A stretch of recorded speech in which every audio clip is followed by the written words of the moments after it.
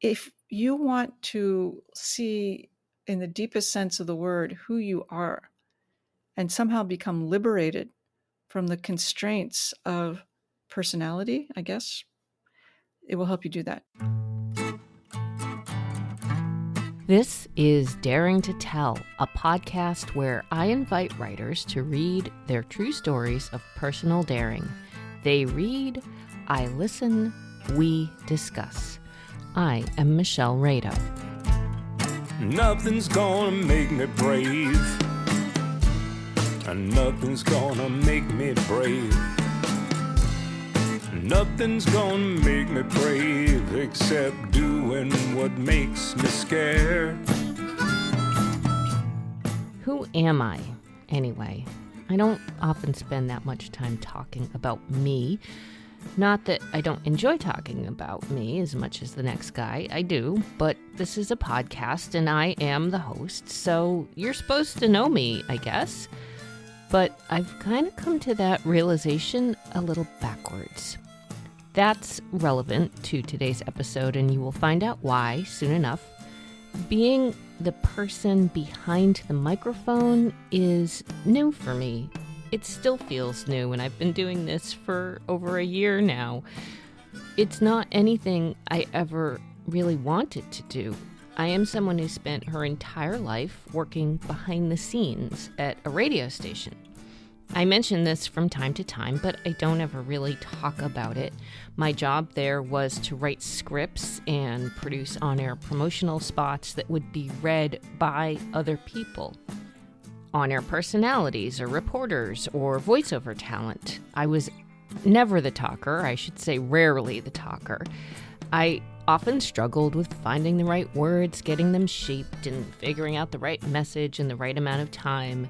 I didn't want to be cliche, I didn't want to be too cutesy or do something that would get annoying after multiple listens, all that radio stuff. It was hard, and it was satisfying, but it was never about me. Now, after leaving that job, I have decided to write about me. I'm working on a memoir.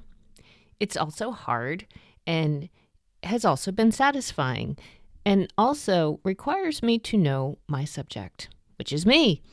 And here's one thing I do know about me. I have been behind the scenes for so long, sitting in front of a microphone, knowing I'm the person who will open my mouth and speak makes me really nervous.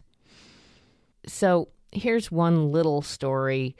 The one time I was allowed on the air for short durations of time was during our on-air pledge drives.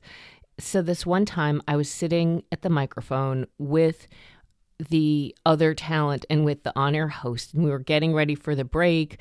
The music is playing. The host comes out of the music, introduces what's happening, and then plays an introductory on-air spot, so one of the pieces that I had produced, and that one also happened to be one that I had voiced, which really didn't happen all that much. So it surprised me to hear me as I was sitting there waiting to go on air, and I said, "That's me." Well, my mic was on, and I didn't know that, and I was like, "Oh, shit." But I didn't say, "Oh, shit." So I was very embarrassed, and then I had to come on and kind of like bring myself down and refocus on what I was there to say. I was mortified. I get nervous. So before every one of these conversations I have with writers about their work, their words, I don't want to screw up. I want to talk intelligently about their work and how they arrived at their finished product. I'm also always measuring myself and my own experiences against theirs. It's sort of how I learn myself. Where do I feel the truth in their words? Where does my lived experience differ? I love it. It means the world to me. Each one of these writers, who they are, what they have to say, I have a huge passion to throw this spotlight on them and to recognize their work. Well, that's the part I am still working on. Today is no different, but it is a little different. I'm sharing a conversation I had with not just an amazing writer who I greatly admire, but she is also a person I call a dear friend. Yet, man, was I nervous. Because she's my friend and because I've been dying to know everything she knows about what she calls her favorite topic, the Enneagram, I was really nervous to get this right. I'm not sure if I did, but today is quite the discussion, a lot about me and me trying to figure out me by using one of the tools that has best helped me understand myself better, so I hope that it might do the same for you. But first, you must endure Michelle being Michelle as I introduce my dear friend. Susan Piver, I am so thrilled to have you on Daring to Tell. How can I introduce you? Best-selling author, leader of the Open Heart Project. When you and I first met, our other friend, who I have not seen in a really long time either, Cindy Matchett, had said, I met this woman, Susan, and she is fantastic. And she had known about all your hard questions books. And she said, are you the Susan Piver? And she... And it was great. So she's like, maybe we'll be in a writing group. So I am thrilled that we got to be in a writing group together. You introduced me to meditation. The cushion that is sitting in this room right now is the one that you so incredibly generously shared with me. So every time I take my seat, I think of you and think of you in so many reasons. Okay. Hi, Susan. It is great to have you here. Hi, Michelle. That was so great. I just went on a whole trip of our friendship and our relationship, and it was a really nice trip. And congratulations on your podcast. It's so great that you're doing this, and I'm really happy to be here. Thank you so much. It is so meaningful for me for so many reasons. But we are here today to talk about the book that is now out called The Buddhist Enneagram, 9 Paths to Warriorship. This is going to be a little bit a different episode than sort of my typical episodes, only a small variation. Usually we're reading memoir, and you have a lot of your true stories about yourself in here, but this is also, the subtitle is 9 Paths to Warriorship, and it's a combination of Buddha Dharma and the Enneagram. And we also, on this podcast, I often talk with writers about writing. So why don't you first introduce me to yourself as a writer? Because I'm not even sure I really know the origins of you as a writer. Yes. Well, I wish I could say I wanted to be a writer and I wrote 5 novels and put them in a drawer. And then finally someone agreed to publish me and it was horrible. And then it was good. No, I was no such thing. No such thing. Like everything in my life, I would say, most particularly with my writing life, I have fallen into it backwards. And I'm not saying that to be cute or whatever. I fell into it backwards. This is over 20 years ago now. I was getting married and I had never been married and I was scared to be married. And I remember thinking, yeah, I love this guy, but so what? I love other people too. And I'm not, those relationships ended. Why would this one not also end? So I sort of had this epiphany that just because you love someone does not mean you will love your life together. I was like, oh, my past relationships didn't end because we didn't love each other. Right. They ended because we didn't seem like we would be able to make a life together that made us both happy. Right. So I just wrote down a list of questions about life that when you're dating someone, you don't ask them. How much money do you have? What is your kid going to call me? Yeah. Where are we going to live? Yeah. Things like that. And it was very beneficial for us. And a friend said, that would make a good book. And I happened to know someone who was an agent. I said, what do you think? He said, maybe. Here's how you write a proposal. So I wrote the proposal and it sold, for a small amount. Yeah. And then it was out for like a year or a year and a half. Right. And No, that was nice. That happened. Mm-hmm. But that didn't change my life. And then it suddenly blew up. It became a New York Times best-selling book. It was back in the day when you could go on the Oprah show and they just called out of the blue. Wow. I was just sitting there minding my own beeswax. I knew you were on Oprah, but the fact that they called you out of the blue must have been like, hello, what? It's like, is this my sister? Right. Is this a joke? So then it became weirdly very successful. Like other authors have gone on that show and everybody gets an uptick, but not everybody gets an explosion. And I did. And it wasn't because I was the best guest or the smartest or most erudite. It's because the book, I think, fit a need. It's just questions. That's all. Right. Right. And then because it did so well, I could write other books. Yeah. And I got offers to write other books. And it sort of went from there. And that's, yeah. And then I have a small stack of them here. Aw, that's sweet. But I do want to add one other thing, Michelle, because I think for writers, that's like, oh, that's great. And it is a dream. It was like a dream. I'm like, what the hell? No expectation. But then what happened after that was horrible. Mm-hmm. The next two things I wrote were terrible. Duds. Made everybody not angry at the content, but angry at me. Oh, wow. It was a brutal experience. Because you didn't live up to what they had been led to believe or accept or find from you the first time around. I did not live up to what they had bet on me, because those advances, they're bets. Right. Yes. And their bet did not pay off. And they were... So the people who were mad at you were not readers. No. They were people in the industry. Publishers. For the publisher. And it was devastating for me. It was one of the worst, most horrible experiences of my life. Yeah. And I thought, I'm never going to write anything again. Oh, God. And I didn't for probably 5 years. Uh-huh. And then I, made a turn and it, went from there. But I just want to be sure to say it wasn't like this, romantic, yay, my dreams came true. It wasn't. It was and it wasn't.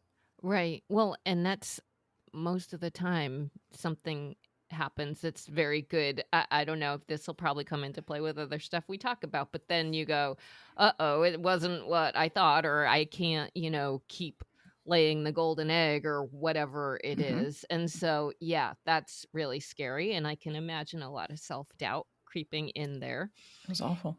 And this must have been in the midst of your time studying Buddhism and becoming a meditation instructor and also studying the Enneagram. So maybe bring us up to speed a little bit on some of those too, so we can get to the book, I think. So yeah, thank you. Yeah, I've been a Buddhist practitioner for a long time, almost 30 years. Actually, next year will be 30 years. Wow. I don't know if it feels right to say congratulations to that, but that's a really big deal. So thank you.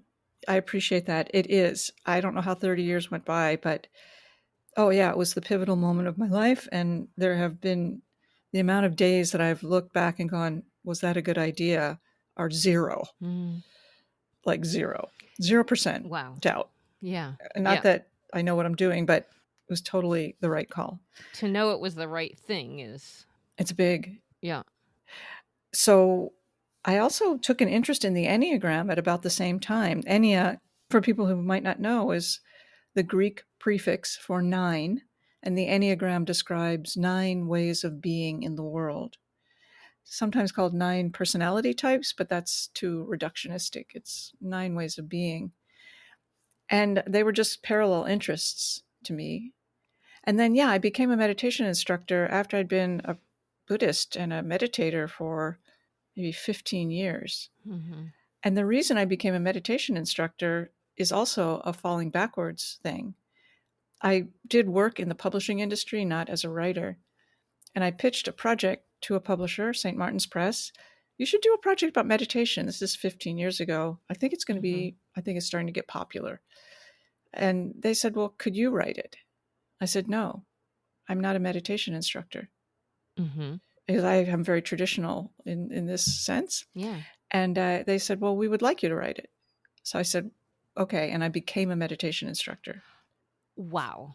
so I could write it with a sense of fully taking the responsibility. And that was the first book I wrote after the whole fiasco Wow. period. And it's called How Not to Be Afraid of Your Own Life. That's a brilliant book, by the way, too. I think that might be the first one I fell in love with, possibly. So, yeah. Thanks.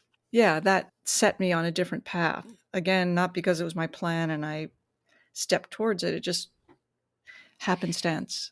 I love it when something like that happens in a backwards way. It's like, okay, well, we want you to write it, but I'm not a meditation instructor. Okay, well, I will become one. And we're going to hear you read a little bit of that, some of that story.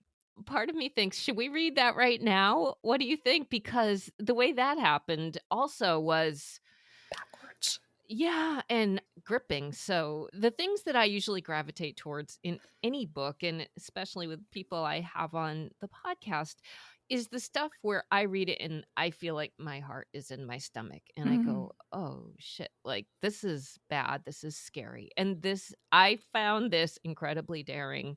So why don't I was going to have you read it last, but I don't know if we're doing this in any particular order today. So we're talking about it now. Okay. And I have a little addendum that's not in the book that I'd really like to add to the end of the story, if you don't mind. Sure, absolutely. Yeah. Okay. This is actually from a chapter in the Buddhist Enneagram called The Enneagram as a Path. Like, what do you do with, you know your type, other people's maybe, now what? When I was a child, I saw myself as a failure. I sucked at school. I sucked. Parents, teachers, counselors all scratched their heads. She's not stupid, was the most complimentary of the observations. My school failures were not the result of me being some secret genius who was just too bored by the plebeian demands of lesser minds and thus spaced out into personal reflections on pre-Socratic philosophies or the inevitability of 3D printers. No, my friends, I tried really hard to do well in school. #fail. I flunked 8th grade. I barely graduated high school. I did not graduate from college. Okay, a lot of years have passed between those failures and this moment, and somehow I figured out a way to learn things. Eventually, I forgot about those early efforts to exceed "she's not stupid" in the eyes of others, although I dragged the "I'm a failure" notion with me until quite recently. It all came to a head in 2007 when I took meditation instructor training and flunked. Of the 40 or so participants who had qualified for the training based on a decade plus of meditation practice and study, graduation from a Buddhist seminary, and 7 intensive 12-hour days of training, I was the sole failure. I stayed till the very end of the program. It culminated in the other non-stupid students taking with great solemnity what was then called the meditation instructor's vow to do no harm and so on, watched by me sitting on the sidelines and trying not to cry. Until I got in my car to drive home when I burst into tears. I am a failure. What is wrong with me? I hadn't asked myself that question within a learning environment for decades, but at this moment, all the shame and frustration of being a terrible student and therefore a bad person and a failure came back to me. Was I stupid? How come everyone else, it seemed, could succeed where I fail? I ended up undergoing, at the advice of a therapist, batteries of intelligence tests. I have no idea of what they revealed is credible in scientific communities, but the results helped me a great deal. Anyway, long story short, when it comes to learning styles, I am extremely kinesthetic, meaning I have to do it to understand it. Visual learning style, auditory learning style, not so much. In fact, almost not at all. Suddenly, my whole school experience made sense and explained why the only thing I was really good at was gym class, seriously. I found this extremely liberating. Instead of looking at myself through the eyes of long past theories of education and the fear and disappointment of my parents, I just saw me. I was fine. Once I dropped the other lenses, I saw someone who just was who she was. I'm not smarter or stupider than anyone. I'm just me. That is the beginning of ethical conduct. P.S. I was tasked with 6 months of remedial training to become an authorized meditation instructor, which I completed successfully somehow. The moral of the story, if there is one, is you are just who you are. Period. Who is that? The best or only way to find out is to examine yourself very closely, not to fix or improve, but to know. What you examine could be called your ego. Of course, we all have one. It includes the ideas we have about who we are, who we ought to be, what we like, don't like, and so on.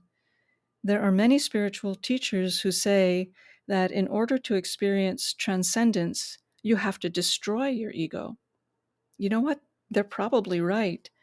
However, the way most of us go about navigating beyond ego is to hate on ourselves while diminishing our most powerful experiences of desire, rage, and joy as just my ego. Okay, that's true, but how useful is it to shame yourself as a path to liberation? As one who has exhausted that methodology, I can say with confidence, none whatsoever. Now what? Please consider that because you have an ego, you also have the potential for freedom from ego. In this sense, ego and egolessness are intertwined and even inseparable. Because we have one, we also have the other. However, we can't start at the end and just rush somehow to egolessness by pretending that we don't matter, and then embracing its corollary, pretending others don't matter. We have to take a much more nuanced and interesting journey than that. It begins with turning toward yourself, seeing yourself clearly, loving yourself rather than attempting to push yourself aside. The Enneagram describes 9 perfectly formed, utterly gorgeous blocks, or ego matrices. These blocks are who we think we are, and on one hand, we're right. But they also illustrate exactly what obscures who we really are, beyond who we think we are. We may veer between seeing our blocks as beautiful, which they are, and treacherous, which they are. Some, upon discovering their type, only see the block and wonder what possible good this system is if all it does is point out what is wrong with us. What is wrong with us is also what points us in the direction of liberation from it. Wow. That's. Did you have an addendum you said you wanted to mention? Yeah, I'll mention it shortly. Thank you. So I flunked and then I was remedial, but I never got to take the vow. Oh, That's a ritual. That's a beautiful ritual. And to me, it was important. I want to complete this cycle. yeah. Yeah. So I was on a retreat maybe a year after this in Colorado in the wintertime. I was a student and I asked the retreat leader, would you give me the vow? Like, you need to take it in front Oh, of someone. yeah. He said, sure. So let's do it after the practice session tonight. And that night, we were practicing this very intense text that is just super intense. Like, just leave it at that. It's called the Sadhana Mahamudra, and it's a very profound text about how to wake up in the middle of the chaos of everyday life.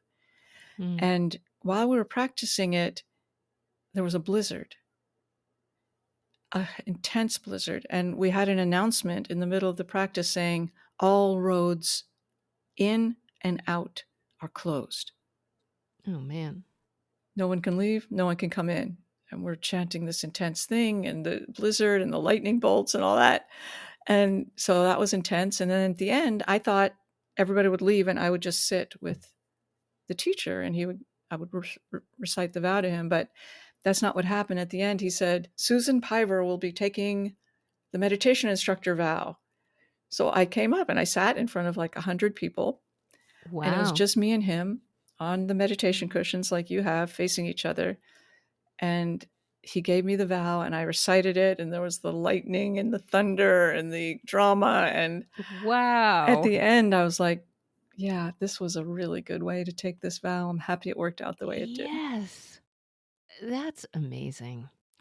I mean, I just feel like sometimes when you let go of everything, this is where, like, this whole book, everything that I think about and the writing that I'm trying to do, it all can imbue such meaning when you just stop and pay attention. And I am not saying that terrible things happen for good reasons, because I don't think that Mm-mm. at all.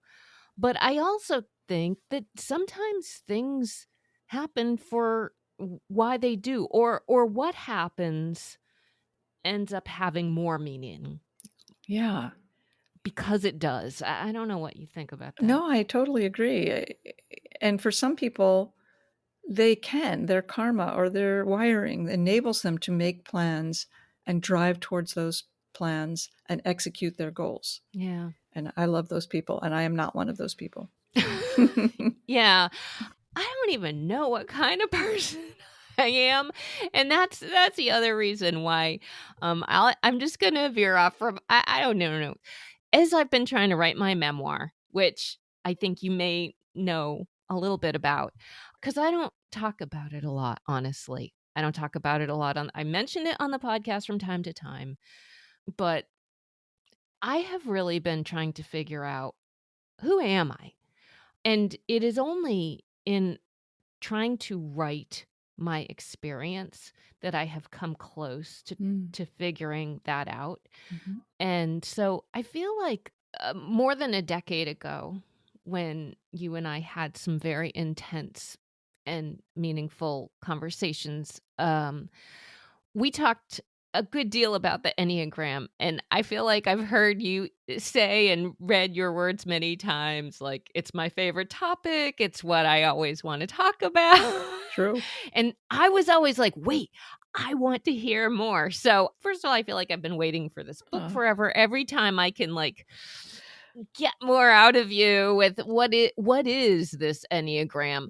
I think way back then you were asking me questions like, do you think you're more of a heart person? Do you feel things more? And you, having talked about being a 4, which I'll like set up for people who don't know anything about it, and please correct me when I, stumble astray, but there's 3 centers of intelligence. Mm-hmm. And people usually gravitate to one of these 3 centers of intelligence as their default. We all use all of them, but we have the people who default to their heads.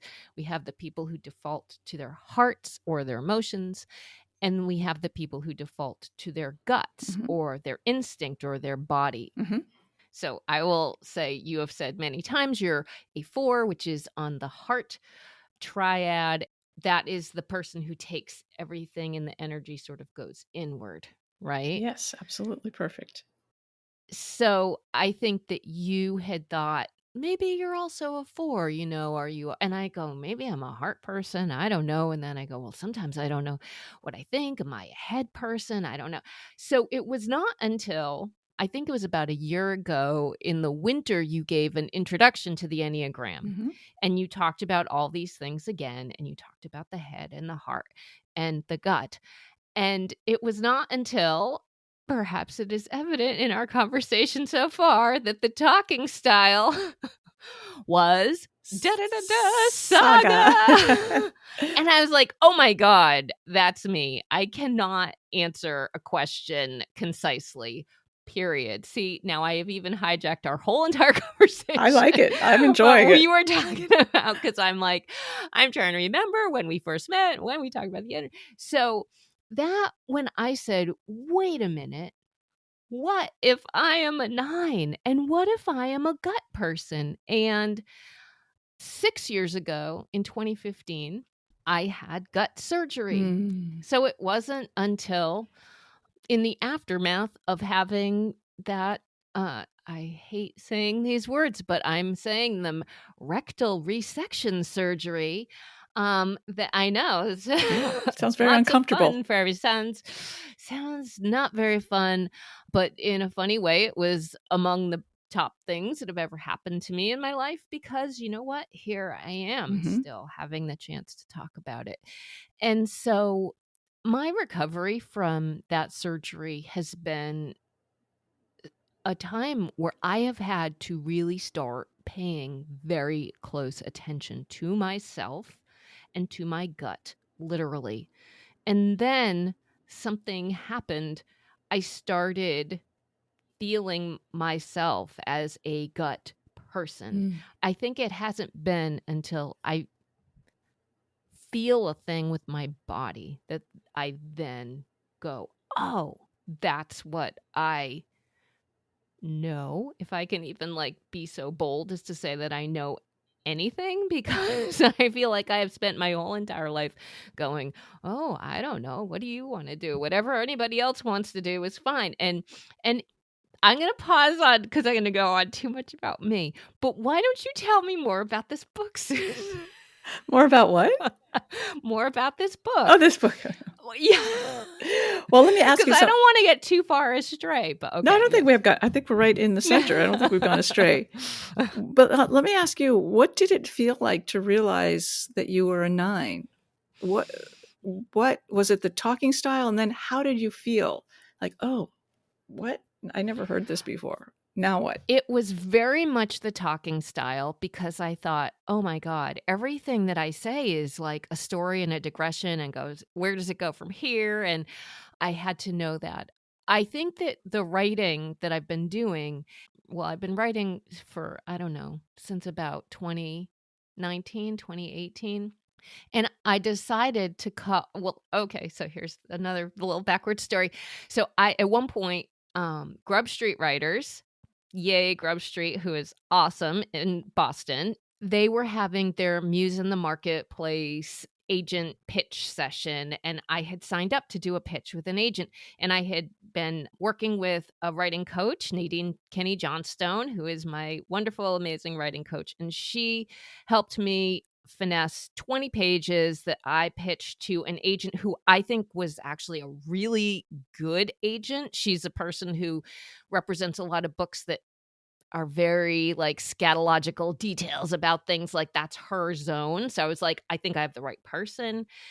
And I had 20 pages. She read it. She was like very supportive in a lot of ways, but it was before I found my focus of what it was about. And I feel like now in a classic number 9, not knowing, my one most brilliant question to her was, what do you think that this is about? Because I didn't know. Wow. It was because she's like, well, is it about, my raised religion is one that was very difficult and complex. And so it's very much a story about that. But she's like, I don't know if it's about that. And I think it's about finding your gut, about living by your own way of knowing. Mm. So that was when I said, oh, I'm writing about, so like, this isn't really a colon story. It's not necessarily a medical story, but she helped me find focus and that moment I said, oh, guts. I'll call it guts. So I knew I was calling it guts. Amazing. And I knew it was about facing fear because everything, I'm afraid of pretty much everything, which could have been something that set us, you and I, like, well, fear is very 6-y, like, that's why are you a 6? And it's like, I am very fearful, but I'm a different kind of fearful, perhaps. So I found the focus of my book. That helped me continue writing. And in the writing that I've done, I've been very like, okay, is this related to my gut, to facing my fear, to finding myself? And that's really helped narrow it. So that's another question I guess I have about the Enneagram, about the book. As a writer, it is just the most useful tool, not only necessarily for memoirists, but anyone who wants to understand people. Like, I can imagine fiction writers using it as, how do you create a character? Oh yeah. No, well, totally. That happens. I mean, I'm not a fiction writer and I don't know many or any. Yeah. But yeah, screenwriters, because it's very helpful in creating characters, not characters that are like paper cutouts of characters, but very Right. rich and nuanced. Yes. And I often feel when I watch a movie or a TV show or something, if I don't have some sense, and I'm not a perfect Enneagram typer, but if I'm like, I don't know what their type is, I often have the feeling, oh, that character wasn't well drawn. Because Yeah. you know when you encounter the type. But as a writer, is that where you were going? Like, I guess so. Mhm. Yeah, as a writer, but a bit about in relation to the book. I mean, the other thing about this and knowing you as I do know you as a person, who's very interested in the very serious sides of life. Mhm. That's where I feel like you and I have both very much connected. When you've written about, you're not the like chatty person and you're not the like, let's go to a party and have fun. And I don't lean into those circles either. So when I have thought about the Enneagram, I've thought about it in a very serious way. And I've been trying to look at what it isn't. It's not like a personality typing system. I think any reductionist description of it bothers me. Mhm. And I do feel like that coming into popular culture now are many, like you have said in the book and other descriptions, like, what would the Enneagram person order in a menu? I don't know, Yeah. whatever they are. These little parlor games, which is fun. But as my like feeling you receiving these questions, I go, oh, that is not serious. How? Yeah. Well, it's not, there are real parallels to meditation. Right. I'm a meditation teacher. Yes. And you can look at meditation or mindfulness or whatever you call it as a trick to become, I don't know what, a better leader, get a better night's sleep, become more calm, quote Yeah. unquote. Yeah. Fine. But I'm pretty sure the Buddha did not teach meditation with the admonition that this will make you a better athlete. Yeah. It was, this will help you wake up. Right. So same practice that you use to become a better something Mm-hmm. is the practice you do to go beyond conventional mind. Mm-hmm. So it's the same with the Enneagram. It can be a very fun parlor game. What would a 9 order at Starbucks? And the paint company Sherwin-Williams recently came out with this paints by Enneagram number. Okay, that's fine. That's great. A step beyond that is people using it for psychological reasons or transactional reasons. If you know this, you will be a better that, or you will stop doing this. Right. And that's good. It works that way too. Right. Totally works that way too. Right. But if you want to see in the deepest sense of the word who you are and somehow become liberated from the constraints of personality, I guess, it will help you do that too. Mm-hmm. So it's anything from, Sherwin-Williams has co-opted it for paint names, to it will liberate you from suffering. Yeah. It depends on the mind of the user, just like the mind of the user in meditation. Mm-hmm. So I find that to be emblematic of really profound wisdom traditions. Yes. It will stretch or constrict to meet you. Yeah. And in the beginning of this book, The Buddhist Enneagram, you talk about it within the context of the description as inscrutable. And I'm wondering if you might want to like describe that a little bit more for me as well. Yeah, the Enneagram is inscrutable. And in certain Buddhist traditions in the Tibetan side, as far as I know, that word inscrutability is used to indicate beyond concept, Mm-hmm. not opaque Mm-hmm. only, but beyond concept. So, for example, nobody really knows where the Enneagram came from, Right. which I find very interesting. Yeah. It cannot be traced back to an author Mm-hmm. or a tradition Right. or a teacher. Where did it come from? It came from somewhere beyond concept, is the best I have. And I've Yeah. really looked for the answer, Michelle. Right. Right. So inscrutable means something profound that cannot be grasped with the conventional mind. Yeah. And also, can't necessarily be pigeonholed. I like what you were saying before about using it for an agenda, because I feel like I could go in two directions with this. And it's two, again, sort of two sides of the same coin. A lot of this is all two sides of the same coin. Inscrutability engenders trust was one thing that you had said. And that I guess the thing that helps me feel trustworthy, well, let me go back to another thing. Sorry. The idea of using a system for an agenda has deep echoes to my childhood and Mm. the religion I was raised in, which was Christian Mhm. Science. And Mhm.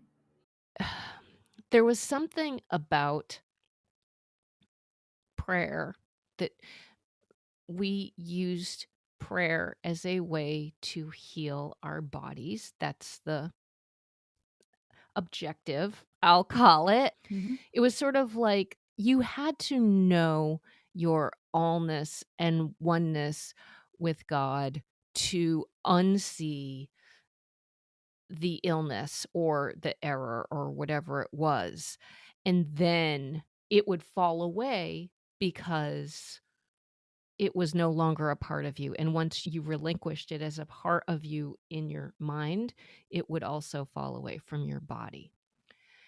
And I, I'm not saying that can't happen for people, and I think that it has. Mhm. However, when you're a child and you're trying to figure out why you have a sore throat or whatever, that was a little challenging. And I thought I didn't know how to pray for not an agenda. And so, therefore, I Sure. spent my whole entire childhood kind of, I'll use the phrase I always use, which is I was doing it wrong because I wasn't getting the results. Now, I see parallels in other spiritual systems.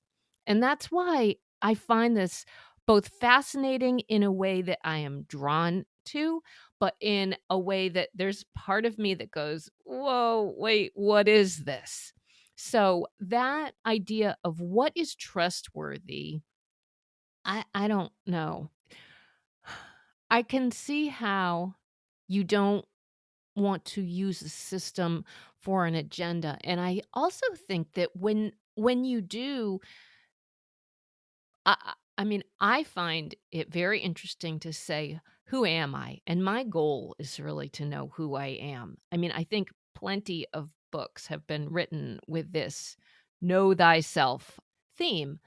But what do I have a deeper agenda with that? You know, like these are things I think about as I'm writing, and I don't know if that brings up that's why I'm curious again to go back to the inscrutability and why is it a system that you trust?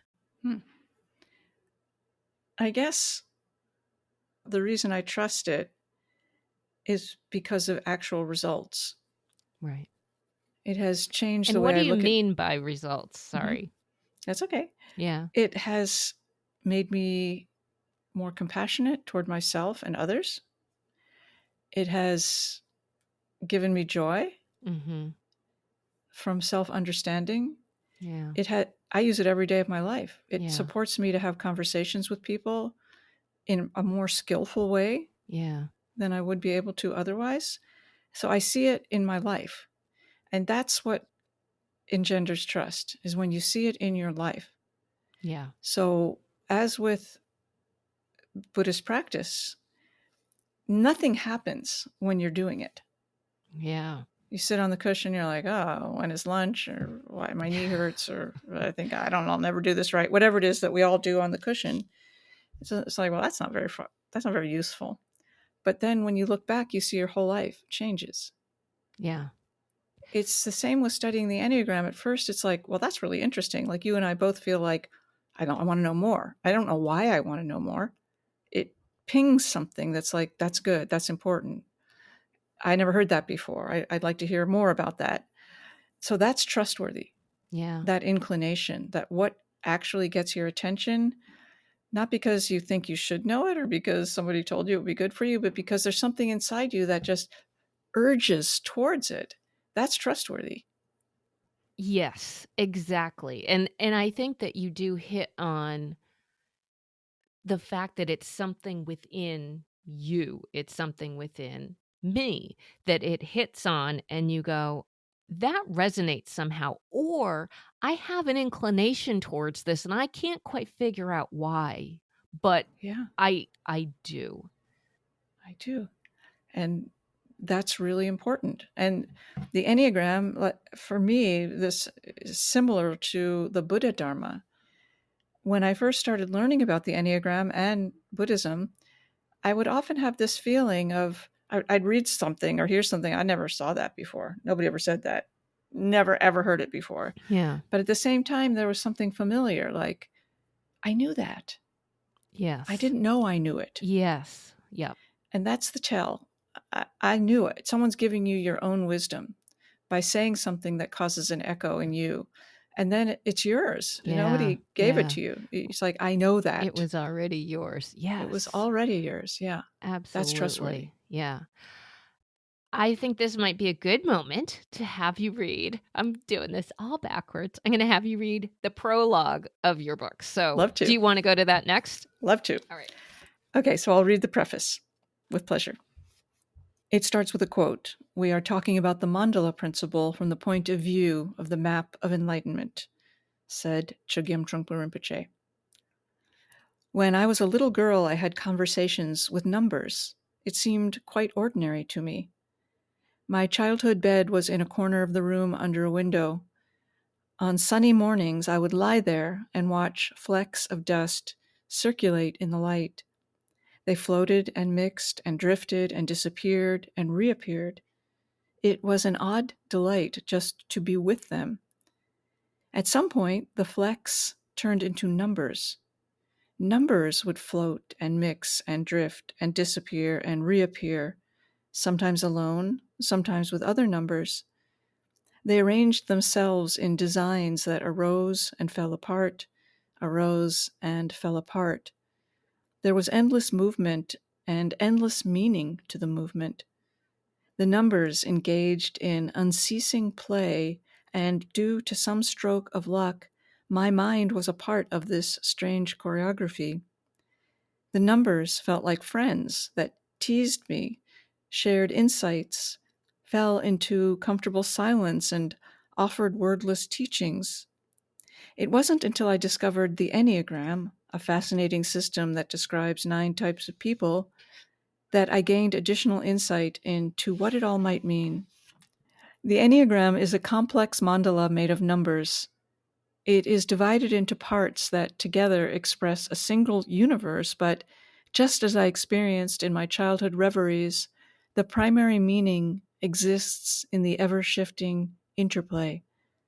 While it is enticing to think I enjoy solitude, I must be a 5, or all 2s are generous, such thoughts deprive the system of its true magic, which is to connect us to insight beyond conventional models of understanding. This is what makes it a spiritual system, one that shows who you really are, which includes, but goes far beyond, your personality. With the Enneagram, we untether ourselves from the merciless treadmill of self-improvement to see what is already perfect in ourselves, in others, and in every moment.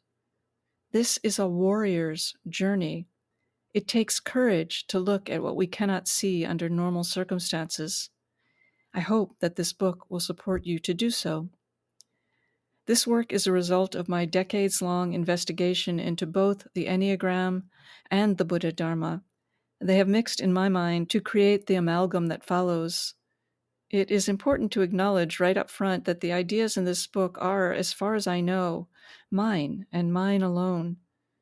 That is the good news and the bad news. Good, because it might offer something fresh. Bad, because I may be full of it. One never knows. I hope you know what I'm hinting at. Don't take my word for anything. I can't even say how much I mean that. Please consider what is contained herein and then investigate it for yourself. What you find to be true and or useful is now your own wisdom, and you can forget about me. Same goes for what you find impossible to corroborate. Ignore it and forget about me. In fact, just forget about me altogether and simply listen to your own wisdom mind. That is what engenders trust in me. Make up your own mind. Make up your own mind. Yes, Yeah. right. Me too. When I read that prologue, I mean, and obviously I know you, but I was like, yes. Oh. I just thought that's so beautiful and so perfect, and that engenders trust in, you know what? I'm going to tell you what I know, but don't take my word for it. You need to find what is right for you. That's right. And that is one of the most profound things I think about not just the Enneagram or what I have learned from reading about it, but Susan, from you, you are just an incredibly generous, wonderful, and I will use the word incredibly special person. Thank you. You really, and I'm not just saying that because fours like to be special. Fours like to be special. We do. But it's so true. I can't gush enough about this, but it is a really transformative book. I can't get enough of the Enneagram.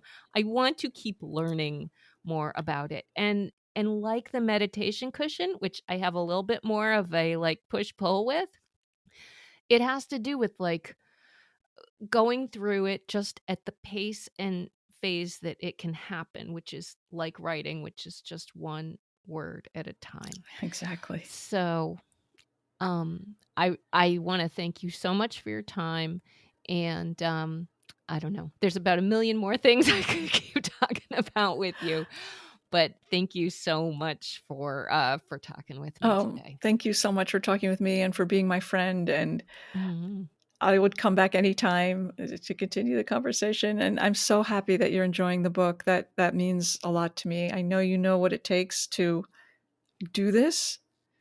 And we've known each other since early in our writing days. Yeah. And I just, your positive regard means a lot. Thank you, Michelle. Oh, my pleasure.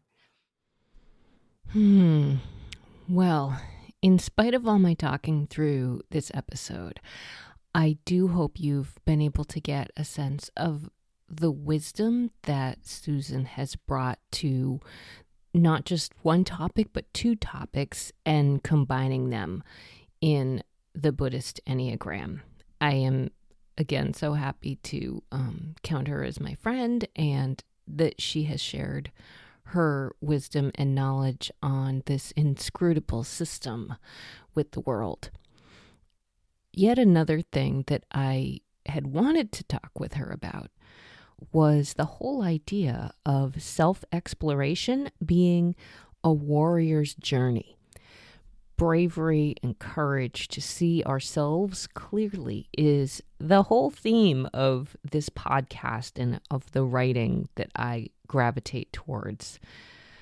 The chapter in her book that is titled with the same name as her book, The Buddhist Enneagram, starts off with a quote from Chogyam Trungpa Rinpoche, who said, "A warrior is one who is not afraid of himself." And then the chapter begins with Susan saying, "In the Buddhist tradition I was trained in, the primary obstacle to spiritual attainment is being afraid of yourself." And what Susan writes about nines are that they see everyone else's point of view. They are divided from their own intuition. The reason that both these ideas, all these ideas, are trustworthy to me is that I can see clearly how much this explains me to me. I do that. I take on other people's points of view. I listen, absorb, and imagine it. And by the way, that's not necessarily all bad.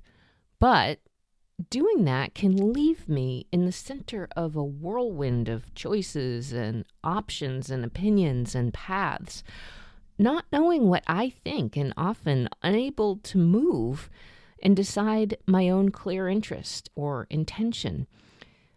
what might it really mean for me to discover and know and not be afraid of myself? Well, that is the journey I am still on. And the reason why that idea is also trustworthy to me is because I have spent more time trying to just be, trying to just trust my own gut and not take on other people's agendas. And it might be a little too tied up in a neat bow to say that it has made me happier, but often it does make me feel happier. For example, moving to Maine. I never knew why I've always felt drawn to this place, but I have, and I couldn't ever really explain it. And now I'm here, and I love it. There's something just right about it. There's something that I go, oh, this was something that spoke to me. And like meditation, following my own gut can be a simple and clear thing that I can choose, but actually doing it is never necessarily all that easy. How about you? Any nines out there? Issues and sagas in trusting your gut? The other thing that has been clear to me, though not simple and easy, is this podcast. It scares me every time I try to figure out what to do next, but doing it feels like the most me thing that I could do. I do very much hope you will check out The Buddhist Enneagram by Susan Piver. There's a link to it in the show notes. Don't do it because I told you, though. Do it because you want to, okay? Here are some other things you really don't have to do. Don't follow me on Twitter. Don't sign up for my monthly newsletter. It's called Hit Pause, and it is the place where you might be able to suddenly detect that 9 talking style of saga. Don't share this podcast unless you really think it's something someone else might like. And please only do the thing your gut tells you to do. And I wish you much courage and bravery in that intrepid adventure. I will say to you, as I always do, thank you so much for making it all the way to the end of the podcast and for daring to listen. And nothing's gonna break my fall. There's nothing in the protocol. It's like swimming up waterfall or taking away the ground. Taking away the ground. It's like taking away the ground.